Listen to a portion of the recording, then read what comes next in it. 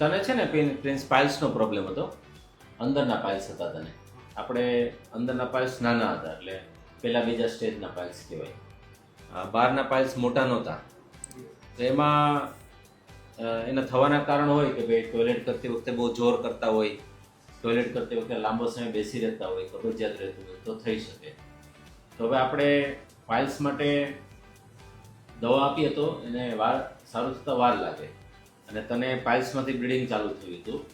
તો પાઇલ્સમાંથી જ્યારે બ્લીડિંગ ચાલુ હોય તો આપણે એને બ્લીડિંગ સ્ટોપ કરવું પડે. એટલે આપણે ઇન્જેક્શન આપ્યું છે, એને સ્ક્લેરોથેરાપી કહેવાય. એટલે તારા કેસમાં પાઇલ્સને આપણે સ્ક્લેરોથેરાપી કરી છે.